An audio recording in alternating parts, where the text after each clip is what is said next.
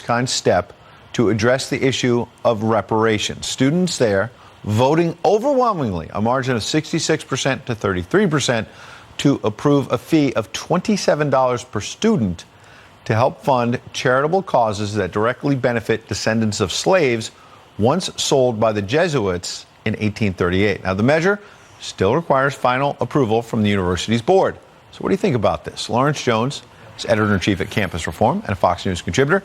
Jason Nichols is an American Studies professor at a nearby college, University of Maryland, at College Park. Gentlemen, good to see you. Good to see you, Ed. Lawrence, what do you think about this?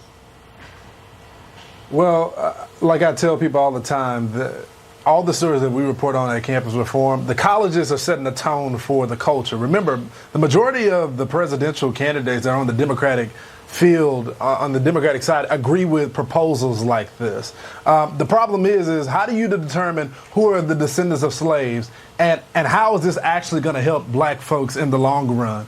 I tend to subscribe to the TI format and the Nipsey format, where the community members that have made it go back and reinvest back into the community so we can be successful. I don't see how this helps anyway. Jason, how do you respond? Well, again, I think one of the things nationwide we have to do is study it. And that's pretty much all of what the candidates have said. They haven't committed themselves to anything. In this particular case, with Georgetown University, the university community came together and said, this is something we want to do, and we're willing to fund it. And $27 a semester is a dinner at the Olive Garden. And this is one of the wealthiest universities, has one of the wealthiest populations of any of the universities in the country. To me, it sounds like they've made a resounding decision, and we should respect what it is that they've done at their university. But Jason, you said, no, go ahead, Lawrence, jump in. Yeah, but how does it actually solve the issue? And the question is, who benefits from it? Are we going to have a bunch of Elizabeth Warrens running around claiming that they were descendants of slaves as well? So how do you in this particular case, who are apart? Okay, in this particular case, they know the descendants of the 272 enslaved people. So it is the actual descendants from the Jesuits who are going to.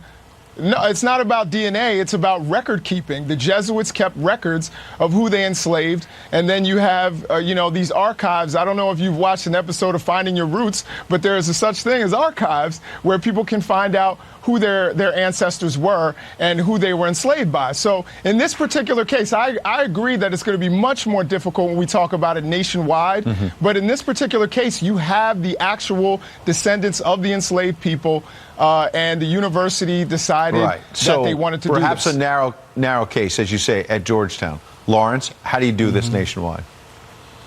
You can't do it nationwide, and I have a big problem with people paying for the sins of their ancestors. Look, I'm a firm believer that black folks don't need any help from white individuals out there that struggle with some type of guilt. Just give us equality and let us move on. There's a lot of people in our community that are willing to build up our community, and we can do it by ourselves. We don't need other people contributing because they feel some type of guilt for what their ancestors did. Lawrence, Jason, appreciate you both coming in.